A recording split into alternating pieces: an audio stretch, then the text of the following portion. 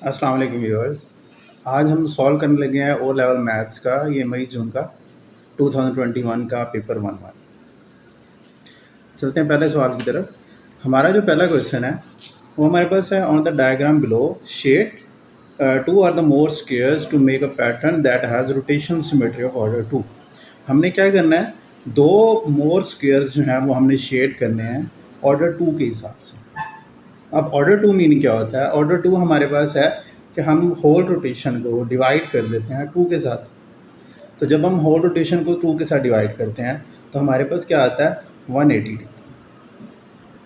तो हमें क्या कहना चाह रहे हैं, हमें कहना चाह रहा है कि इस शेप को हमने जो है वो 180 डिग्री पे रोटेट करना है, और ये सेम चीज़ जो है वो हमें जो है वो दोबारा शो होनी चाहिए।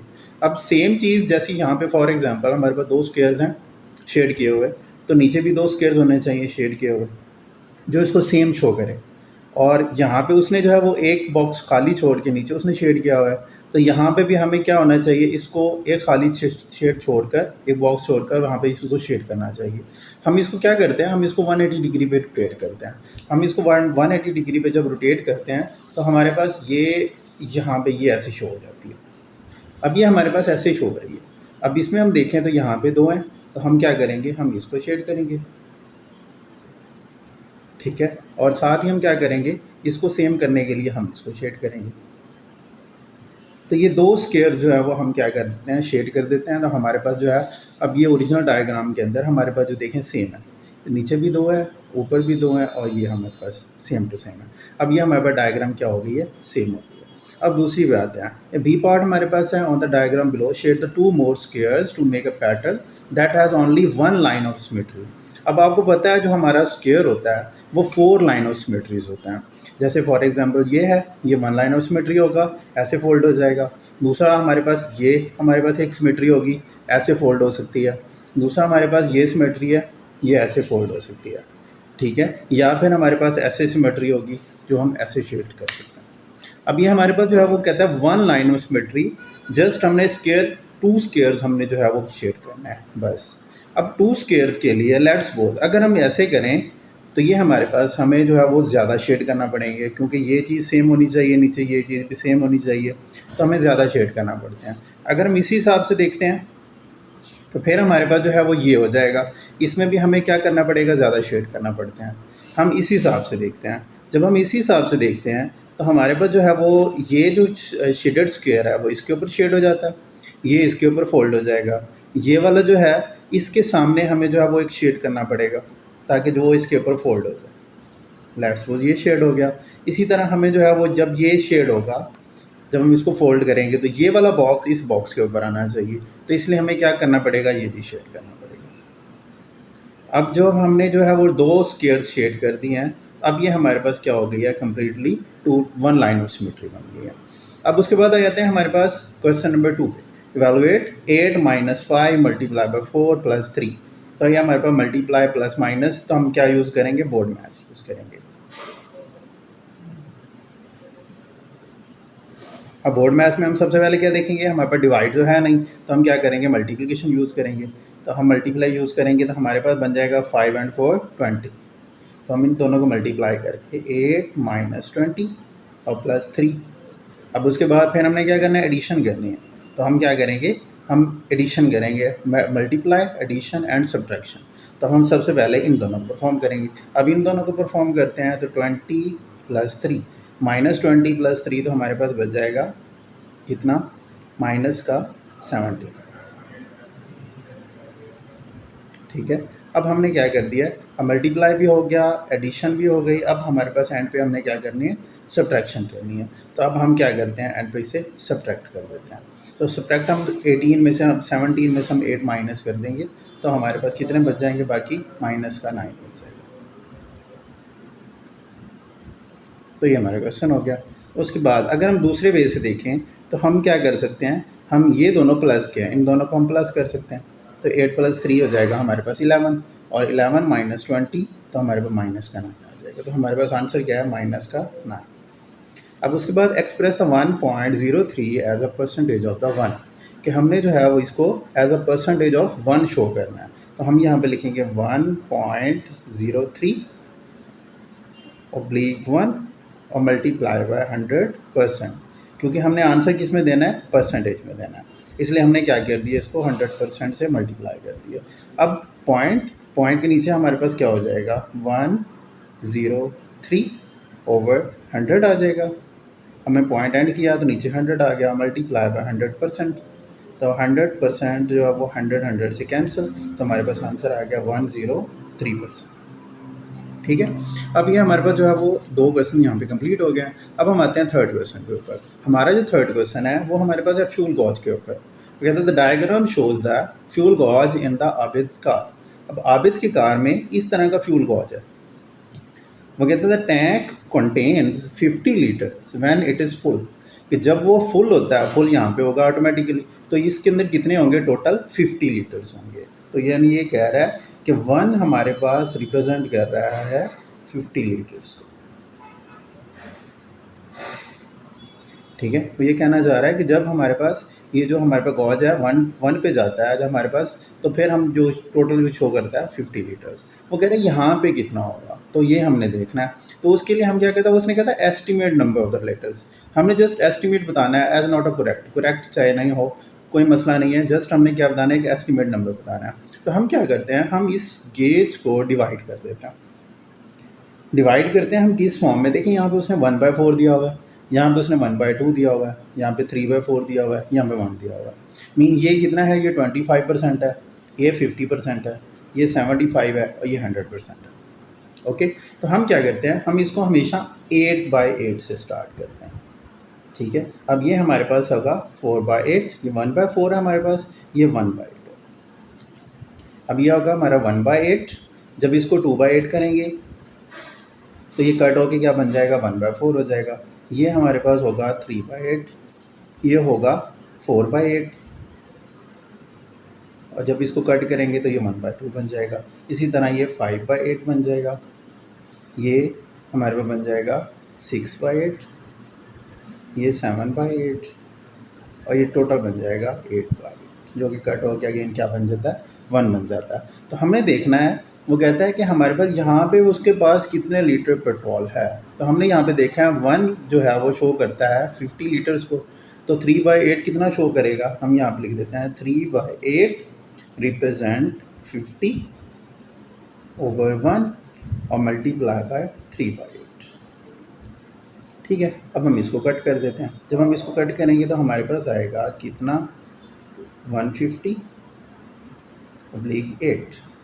अब हम इसको डिवाइड कर देते हैं। जब हम इसको डिवाइड करेंगे तो हमारे पास पहले हम 2 से कर देते हैं, 2 4 ज़ा, 2 7 ज़ा और 2 5 ज़ा, तो 75/4 आ गया। अब 75/4 को हम फर्दर जब डिवाइड करेंगे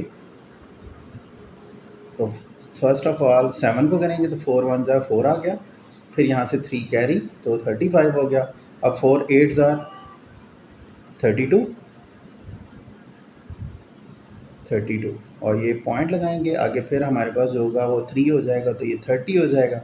अब 7 4 ज़ा 28, तो यहाँ पे हमारे पास जो है वो 18.4 लीटर्स, ये हमारे पास जो है वो एस्टिमेटेड लीटर्स हो जाएंगे। और सिंपल कहते हैं diagram shows the fuel gauge in the Benz car. अब ये वाला जो हमारे पास है गॉज शो कर रहा है बेंज कार के अंदर। अब इसमें कहते हैं draw an arrow on the gauge above to indicate the tank is approximately 4/5। तो वो हमारे पास कह रहा है कि टैंक जो है वो 4/5 कब होगा, ये हमने शो करना है। अब 4/5 का तो हमें नहीं पता, क्योंकि हमने ऊपर देखा है हमारे पास 1 से लेकर ये हमारे पास अप्रॉक्सीमेटली शो हो रहा था। तो यहाँ पे हमने देखना है कि हमारे पास कितने, हमारे पास जो है ये कितने पॉइंट्स हैं। हम इन पॉइंट्स को चूज़ कर लेंगे, उसके अकॉर्डिंग हम इस फिल कर लेंगे। 1 2 3 4 5 6 7 8 एंड 9। तो यहाँ से हमारा 1 स्टार्ट होगा, 1 2 3 4 5 6 7 8। तो ये हमारे पास 1 किसको रिप्रेजेंट कर रहा है, 1 हमारे पास रिप्रेजेंट कर रहा है 8 को। ठीक है, अब हमारे पास है वो कहता है कि टैंक इज अप्रॉक्सीमेटली 4/5। अब 4/5 हमने देखना है कि 4/5 कितना है, तो हम यहाँ पे 4/5 रिप्रेजेंट कितना, तो हमारे पास हो जाएगा 8 मल्टीप्लाई बाय 4/5। ठीक है, अब ये हमारे पास आ गया। अब हम इसको जो है वो सॉल्व कर लेते हैं, तो हमारे पास जो है वो वैल्यू आ जाएगी 8 4 ज़ा 32, ओवर 5। ठीक है, अब हम जो है वो इसको आगे काउंट करते हैं, तो हमारे पास बन जाता है ये कितना 6.56 पॉइंट लगाएंगे, आगे हमारे पास हो जाएगा 20, तो 5 4 तो ये हमारे पास आ जाता है 6.4। अब हम देखेंगे कि हमारे पास 6 पॉइंट्स कहाँ पे बनते हैं, 1 2 3 4 5 6, तो 6 से आगे हमारे पास जो है वो 0.4 यहाँ पे बनेगा। लेट्स सपोज हमारा जो बनेगा वो यहाँ पे बनेगा 6.4। ठीक है, तो हम 6.4 पे एक एरो बना देंगे। आपने जो है वो एरो स्केल से बनाना है, वो ऐसे नहीं बनाना। तो ये हमारा किसको रिप्रेजेंट कर रहा है, 6.4 को। तो हमारा 6.4 इज़ अ करेक्ट आंसर। उसके बाद हमारे पास है फैक्टराइज कम्प्लीटली, इसको हमने कम्प्लीटली फैक्टराइज करना है। ये अलजेब्रे का क्वेश्चन है हमारा। तो अलजेब्रे हमारे पास क्या है कि हम सबसे पहले, अलजेब्रे की टेक्निक है कि सबसे पहले हमें जो है वो कॉमन देखना है कि यहाँ पे कोई चीज़ कॉमन तो नहीं आ रही। तो हम सबसे पहले क्या देखेंगे, कॉमन देखेंगे कि समथिंग इज़ कॉमन। क्या कॉमन आ रहा है हमारे पास, ये 3 के टेबल में दोनों नंबर्स आ रहे हैं, और x की कौन सी ग्रेटर वैल्यू है, x की हमारे पास जो है वो हमेशा सबसे x की लेस वैल्यू जो होती है, जो सबसे मिनिमम वैल्यू क्वेश्चन में दी होती है वो कॉमन होती है। तो इसमें x की सबसे मिनिमम वैल्यू हमारे पास स्क्वायर है, तो it mean x square common है, और क्या है 3 कॉमन है। तो हम इसमें से क्या कर लेते हैं, 3 कॉमन ले लेते हैं। ठीक है, और फिर उसके बाद x स्क्वायर कॉमन ले लेते हैं, 3x स्क्वायर कॉमन आ गया, बाकी क्या बच गया, अब 3 4 तो हम यहाँ पे लिख देंगे 4, क्योंकि x स्क्वायर कॉमन चला गया, बाकी जस्ट हमारे पास 4 बच जाएगा, माइनस और 3 5 और x स्क्वायर बाहर चला गया, तो जस्ट यहाँ पे क्या बच गया, 1x बच गया। तो हाँ, ये हमारा हो गया आंसर। ठीक है, तो उसके बाद नेक्स्ट इसका बी पार्ट है, x square minus x minus 6। अब इस क्वेश्चन में या तो हम इसको क्या कर सकते हैं कि हमारे पास 3 वैल्यूज़ हैं। अब 3 वैल्यूज़ या तो हम इसकी मिड टर्म ब्रेक कर सकते हैं, फर्स्ट वे, और सेकंड हमारे पास ये है कि हम यहाँ पे जो है वो कोई ना कोई आइडेंटिटी यूज़ कर सकते हैं। अब आइडेंटिटी तो हम यूज़ नहीं कर सकते क्योंकि दोनों जगह पे माइनस भी है, और यहाँ पे 6 दिया हुआ और 6 किसी का स्क्वायर नहीं होता, इसलिए हम क्या यूज़ करेंगे, मिड टर्म ब्रेक यूज़ करेंगे। अब मिड टर्म ब्रेक का क्या होता है, मिड टर्म ब्रेक का रूल होता है जो कि आपको अच्छी से याद होगा कि मिड टर्म ब्रेक का रूल होता है कि यहाँ पे जो साइन दिया होता है वो साइन हमें बताता है कि आपने क्या करना है, माइनस करना है या प्लस करना है। अब ये साइन हमें बता रहा है कि हमने माइनस करके 1 बनाना है, ठीक है, और मल्टीप्लाई करके 6 बनाना है। ठीक है, ये आपने अच्छे से याद रखना है कि जो आपकी लेफ़्ट साइड पे होगा वो आपने प्लस माइनस करके बनाना है, और जो आपके राइट साइड पे होगा वो आपने मल्टीप्लाई करके बनाना है। तो इट मीन्स हमने क्या करना है, मल्टीप्लाई करके 6 बनाना है और माइनस करके 1 बनाना है। तो हम नंबर्स देखेंगे किन किन नंबर्स का जो है वो हमारे पास 6 आता है। तो हम चूज़ करते हैं, जैसे कि 6 है, हम 6 का एलसीएम ले लेते हैं। जब हम 6 का एलसीएम लेंगे तो हमारे पास आएगा 2 3 तो हम इसे 2 3 6 कर देते हैं। अब हमारे पास 2 नंबर्स हैं, 3 और 2। तो 3 और 2 में हमारे पास जो है वो 3 और 2 को अगर हम माइनस करते हैं तो ये क्या आ जाता है, 1 आ जाता है, और 3 और 2 को मल्टीप्लाई करते हैं तो 6 आ जाता है। तो हम क्या यूज़ करते हैं, यहाँ पे जो है वो वैल्यू लिख लेते हैं। आपने एक बात याद रखनी है कि जो बड़ी वैल्यू होगी वो आपने पहले लिखनी है। ठीक है, अब हमारे पास 2 नंबर्स हैं, -3x। अच्छा, तो हमने क्या किया है, हमने जो है वो 2 नंबर्स लिए हैं 3 और 2। तो एक नंबर हमारे पास है -3x और दूसरा नंबर ऑटोमेटिकली हमारे पास हो जाएगा +2x, क्योंकि हमने दोनों को क्या करना है, माइनस करना है। जब हम माइनस करते हैं तो हमारे पास दोनों नंबर्स जो हैं वो अपोजिट साइन के होने चाहिए, तभी माइनस होता है। इसलिए -3x + 2x हमारे पास हो जाएगा -1x। तो हम ये दोनों नंबर्स हम यहाँ पर पुट कर देंगे, तो हमारे पास आ जाएगा -3x + 2x एंड -6 जो है वो एज इट इज़ आ जाएगा। क्यों, क्योंकि हमने जस्ट क्या करना है, मिड टर्म को ब्रेक करना है। जो मिडिल टर्म है जस्ट हमने इसको ब्रेक किया 2 पार्ट्स में, तो हमारे पास जो है वो अब 4 वैल्यूज़ बन गई हैं। और जब हमारे पास 4 वैल्यूज़ होती हैं तो हम क्या करते हैं, 2-2 करके इसमें से कॉमन ले लेते हैं। तो अब फर्स्ट 2 में से हमारे पास क्या कॉमन है, x कॉमन है। हमने x कॉमन ले लिया तो हमारे पास आ गया x - 3, और यहाँ से हमारे पास 2 कॉमन है तो जस्ट हमने 2 कॉमन ले लिया, बाकी बच जाएगा x - 3। एक बात आपने माइंड में रखनी है, जब आपने मिड टर्म ब्रेक करनी है तो आपने देखना है कि ब्रैकेट के अंदर जो वैल्यू है वो सेम होनी चाहिए, साइन भी सेम होनी चाहिए और वैल्यू भी सेम होनी चाहिए। तो ये हमारे पास सेम वैल्यू सेम है, इट मीन्स हमारा क्वेश्चन जो है वो अभी तक ठीक है। तो हम x - 3 अगेन कॉमन है, हम x - 3 को अगेन कॉमन ले लेते हैं। और x प्लस टू है, x प्लस टू को हम ब्रैकेट में पुट कर देते हैं।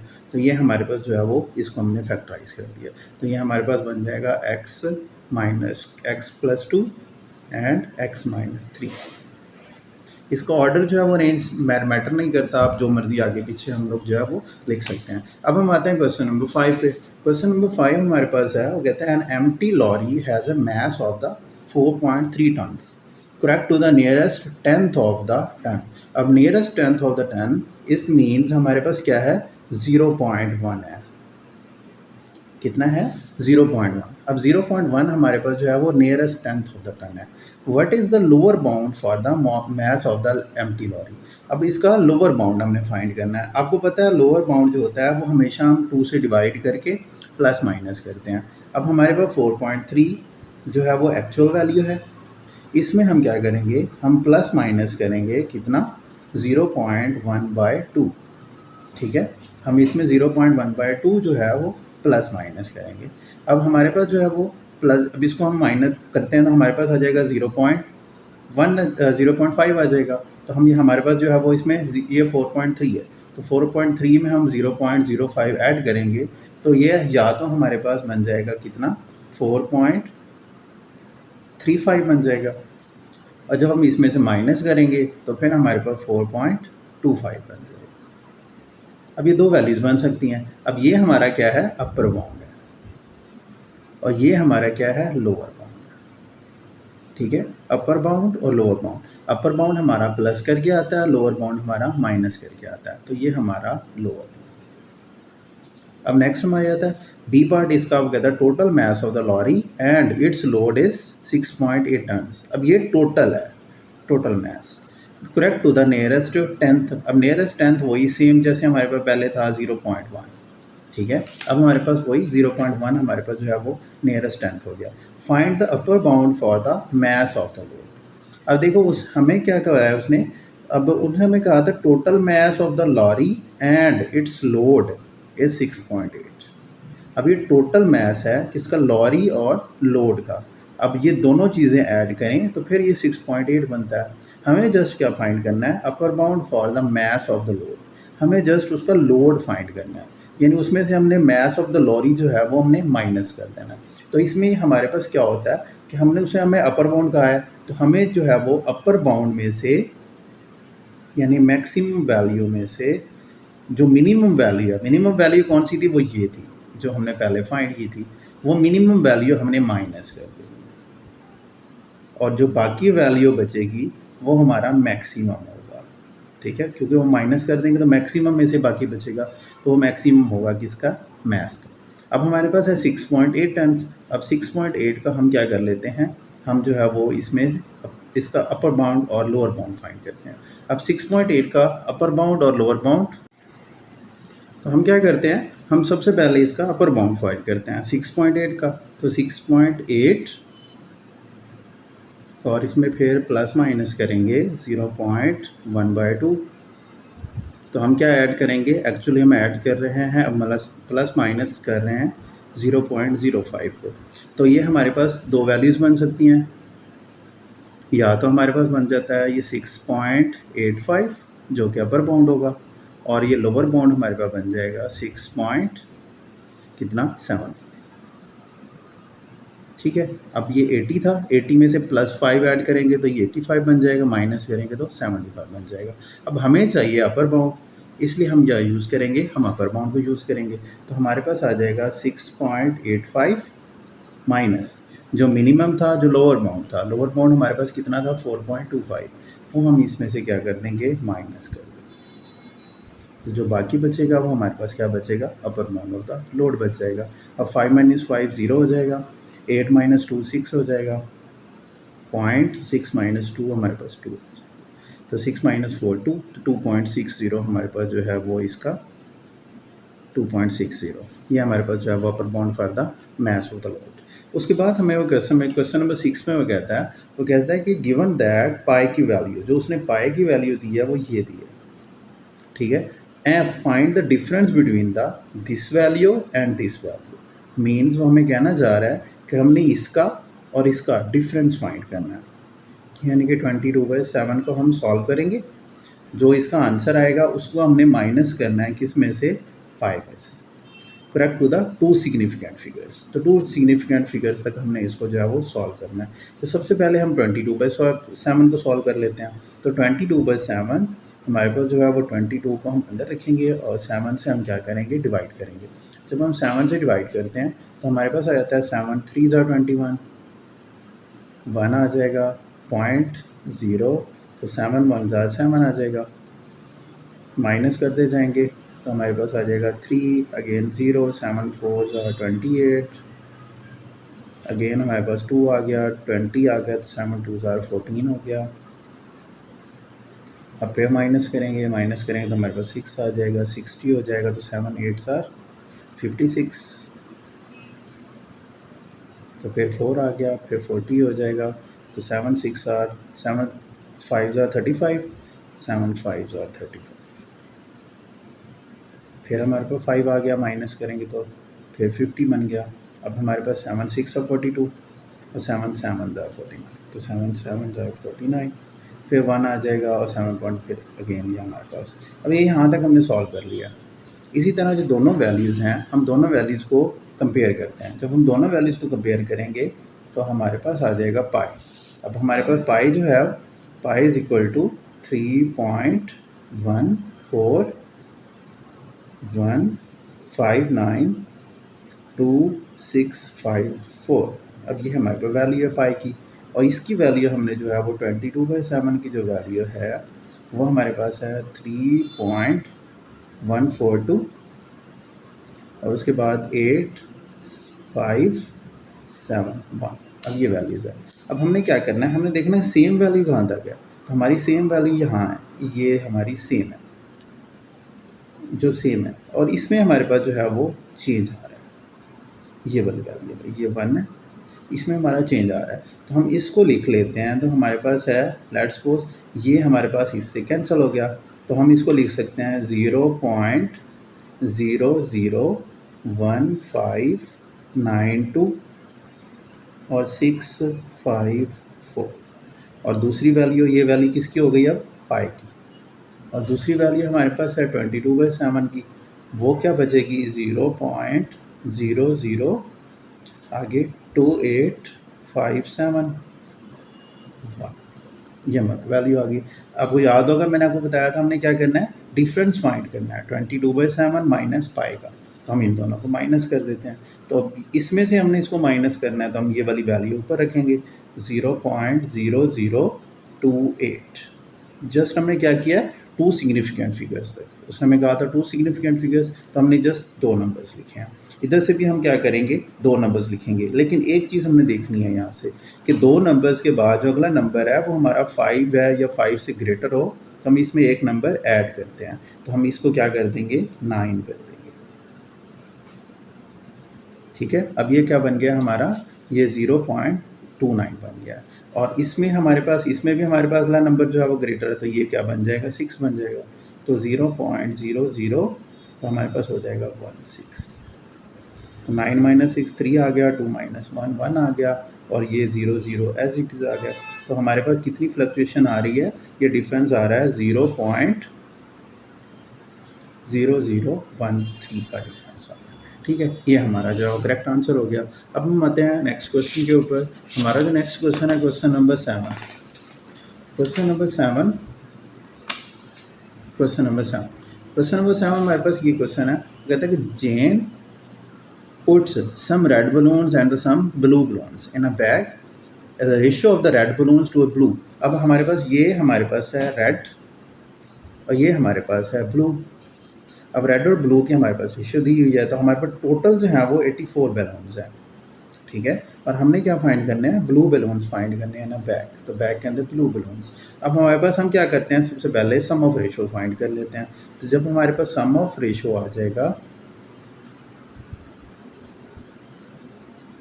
सम ऑफ रेशियो, ये क्या है, इजी वे है। तो हमारे पास सम ऑफ रेशियो 3 + 4, तो 3 + 4 हमारे पास हो जाएगा 7। अब ये हमारे पास रेड के लिए, ये ब्लू के लिए, हमने कौन सा फाइंड करना है, ब्लू के लिए फाइंड करना है। तो हम यहाँ पे करेंगे ब्लू बलून्स के लिए। तो हमारे पास ब्लू की रेशियो क्या थी, 4, तो हम यहाँ पे लिख देंगे 4 ओवर जो सम ऑफ रेशियो था, और मल्टीप्लाई बाय जो टोटल बैलेंस थे। टोटल बैलेंस 84 थे, तो हमने इसको 84 से मल्टीप्लाई किया। अब हम इसको कट कर देंगे, तो हमारे पास हो जाएगा 7 के टेबल में 84, 7 1 जार और 12 आ गया। अब 12 4 जार 48, तो टोटल हमारे पास जो रेड ब्लू बलून्स होंगे वो होंगे 40। ठीक है, अब नेक्स्ट आ जाते हैं। अब नेक्स्ट क्वेश्चन पे, at the party the ratio of the boys to the girls is 5:4। अब ये हमारे पास क्या है, बॉयज़, ये हमारे पास हैं गर्ल्स। ये हमारे पास उसने रेशियो दे दिया हमें बॉयज़ और गर्ल्स की। कहता find the total number of the children eight the party. अब हमें टोटल नंबर्स नहीं पता, हमें टोटल नंबर फाइंड करने हैं, लेकिन उसने हमें बता दिया कि 40 बॉयज़ हैं। तो हम क्या करते हैं, जैसे हमने पहले किया था उसी तरह हम सबसे पहले क्या फाइंड करते हैं, सम ऑफ रेशियो। ठीक है, सम ऑफ रेशियो हमारे पास कितनी आएगी, 5 + 4, तो 5 + 4 आ जाएगा 9। अब ये सम ऑफ रेशियो आ गया। अब हमारे पास 40 बॉयज़ हैं, तो हम ऊपर जो हमने ब्लू वाला फॉर्मूला लगाया था इसी तरह हम बॉयज़ वाला फॉर्मूला लगाएंगे। तो बॉयज़ हमारे पास जो है वो कितने हैं, वो हमारे पास बॉयज़ इज़ इक्वल टू जो हमारे पास रेशियो थी, यानी कि 5 ये बॉयज़ की रेशियो ओवर 9 और मल्टीप्लाई बाय टोटल नंबर्स। अब हमारे पास टोटल नंबर नहीं है, इसलिए मैंने इसको x कर दिया। अब बॉयज़ हमारे पास हैं, बॉयज़ हमारे पास कितने हैं, 40, इसलिए हमने क्या कर दिया, अब ये 5/9 मल्टीप्लाई हो रहा है, इधर आके अपोजिट हो जाएगा, तो हमारे पास 5/9 और मल्टीप्लाई बाय x हो जाएगा। तो ये हमारे पास इधर आके कन्वर्ट हो गया, तो x इज़ इक्वल टू 9/5 और मल्टीप्लाई बाय 40। ठीक है, अब हम इसको कट कर देते हैं, तो ये हमारे पास आ जाएगा 8 और 8 9 = 72। तो 72 हमारे पास क्या है, टोटल चिल्ड्रन है। तो टोटल चिल्ड्रन हमारे पास हो गया 72। अच्छा, अब नेक्स्ट आ जाते हैं। नेक्स्ट हमारा क्वेश्चन है, whether these two triangles are the congruent. Congruent means हमारे पास क्या है, सेम। ठीक है, मैथमेटिकल वर्ड में कॉन्ग्रुएंट का मतलब क्या होता है, सेम होता है। वो कहता है कि ये वाली जो ट्राइंगल है वो इस ट्राइंगल के इक्वल है। ठीक है, ये वाला ट्राइंगल इस ट्राइंगल के इक्वल है, सेम है। मीन अगर ये हमारा 61 है तो इधर भी ये कहीं पे 61 होना चाहिए। जैसे ये 61 है तो ये भी 61 होगा। अब ये 46 है तो ये 46 है, और ये 73 है तो ये भी कितना होगा, 73। अभी हमारे पास क्या हो गया, डिग्रीज कंप्लीट हो गया, 61 डिग्री। अब हम देखें तो यहाँ पे हमारे पास जो है वो 46 के अपोजिट क्या है, m डिग्री है। इधर हम देखेंगे 46 के अकॉर्डिंग हमारे पास जो अपोजिट है वो 9 है, तो हमारे पास m कितना हो जाएगा, वो 9 हो जाएगा। ये हमारे पास क्या है, ये कॉन्ग्रुएंसी के रूल्स होते हैं। तो कॉन्ग्रुएंसी के रूल्स के अकॉर्डिंग 46 के अपोजिट जो वैल्यू होगी वो 46 के अपोजिट वैल्यू के इक्वल होगी। और इसी तरह हमारे पास जो दूसरी वैल्यू है वो 61 का अपोजिट है। इधर हम देखते हैं 61 का अपोजिट 11 है, इधर n है, तो हमारे पास n कितना हो जाएगा, हमारे पास 11 हो जाएगा। ये हमारी टोटल वैल्यू होगी।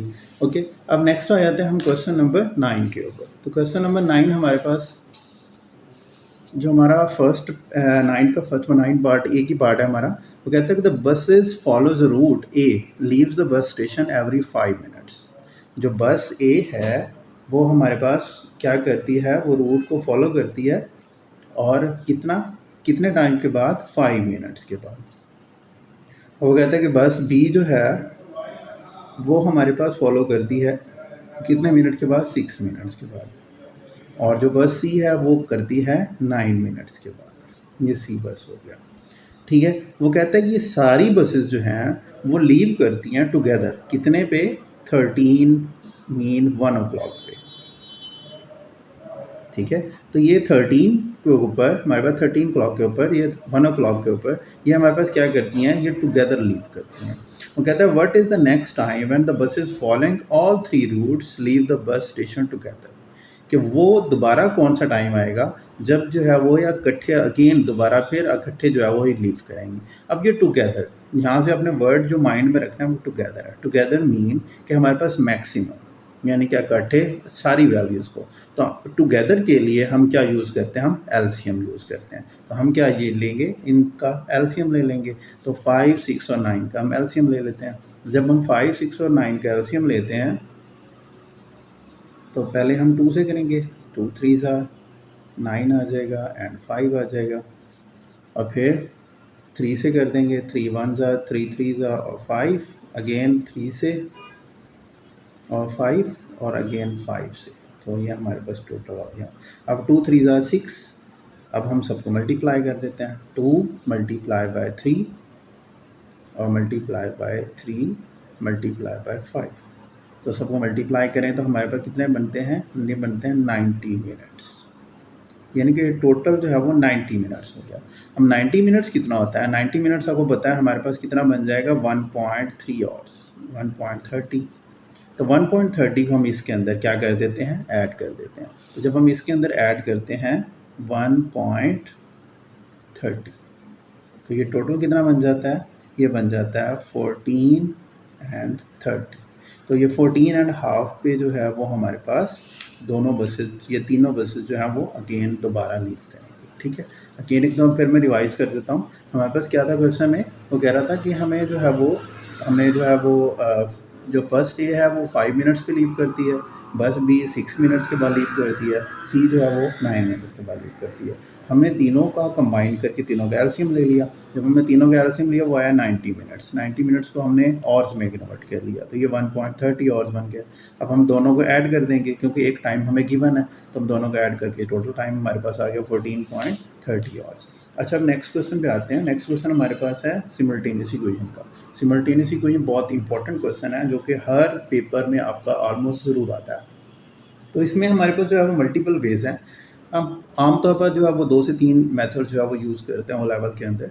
तो ये फर्स्ट जो मैं सबसे पहले ट्राई करूँगा सबसे इजी वे से करने की। अगर आपको इजी वे समझ आता है तो फिर हम जो है वो डिफ़िकल्ट वे की तरफ जो है वो बाद में जाएंगे। अगर ये आपको नहीं समझ आता फिर आप दूसरे मेथड से भी हम क्या कर सकते हैं? ट्राई कर सकते हैं। या आप मुझे जो है वो कमेंट सेक्शन में बता देंगे या नीचे आप मुझे कमेंट कर देंगे, तो मैं आपको जो है वो दूसरे मेथड से भी सॉल्व करवा दूँगा। अब हमारे पास जो फर्स्ट वे है वो हमारे पास होता है कोफिशिएंट सेम करना। अब कोफिशिएंट सेम कैसे होते हैं? तो कोफिशिएंट हमारे पास सेम होते हैं कि हमारे पास जैसे यहाँ x के साथ 3 है, इधर x के साथ 2 है, तो हम क्या कर दें? x के कोफिशिएंट को सेम कर दें। ठीक है, और फिर उसके बाद या फिर हम y के कोफिशिएंट को सेम कर दें। अब वो आपकी मर्ज़ी है, वो जिस मर्ज़ी को आप ये सेम करके आप उसे प्लस माइनस कर सकते हैं। अब जैसे फॉर एग्जांपल यहाँ पे देखें दिया हुआ है +5y, यहाँ पे दिया हुआ -3y। तो मैं क्या करता हूँ? y के कोफिशिएंट को सेम कर देता हूँ। जैसे फॉर एग्जांपल तो हम इसको इन्वर्ट कर देते हैं, यानी 5 को हम 3 से मल्टीप्लाई करें तो 15 बन जाएगा, और 3 को 5 से मल्टीप्लाई करें तो 15 बन जाएगा। यानी y के कोफिशिएंट जो है वो इक्वल हो सकते हैं। फिर हम जो है वो इन दोनों को माइनस कर देंगे, ऐड कर देंगे तो हमारे पास ये कैंसिल आउट हो जाएंगे, हमारा आंसर आ जाएगा। तो हम क्या करते हैं? फर्स्ट ऑफ ऑल जो फर्स्ट इक्वेशन है इसको हम मल्टीप्लाई करते हैं 3 से, तो 3x plus 5y is equal to 0। तो ये हमारे पास बन जाएगी 9x और 15y and is equal to 0। और दूसरी वैल्यू इसको हम क्या करेंगे? 5 से मल्टीप्लाई करेंगे, 2x minus 3y is equal to 19। तो ये हमारे पास हो जाएगा 10x माइनस 15y और इज इक्वल टू 19 को हम 5 से मल्टीप्लाई कर देंगे, तो ये हमारे पास 19 इंटू 5 45 और 4 5 एंड 4, तो ये हमारे पास हो गया 95। तो ये हो गया 95। अब हम दोनों को क्या कर देते हैं? दोनों को ऐड कर देते हैं। ठीक है, जब हम दोनों को ऐड करेंगे तो ये प्लस वाला माइनस वाले से कैंसिल हो जाएगा, जस्ट बच जाएगा हमारे पास ये दोनों। ये हमारे पास हो जाएगा 10 + 9 हो जाएगा 19x, और इधर 95 है। अभी हमने कैंसिल आउट किया था, हमें मल्टीप्लाई किया था कि 19 को 5 से मल्टीप्लाई करें तो 95 बनता है। तो 19 मल्टीप्लाई हो रहा है, उधर जाके हमारे पास हो जाएगा डिवाइड, तो हम इसको कट कर देंगे तो हमारे पास आ जाएगा 5। तो x हमारे पास कितना आ जाएगा? 5। अब एक वैल्यू हमने गेट कर ली, अब हम इसको पुट कर देते हैं किसी एक इक्वेशन में। जैसे फॉर एग्जांपल मैं इसको 1 में पुट कर देता हूँ, तो मैं यहाँ पे लिख देता हूँ put x is equal to 5 in equation number 1।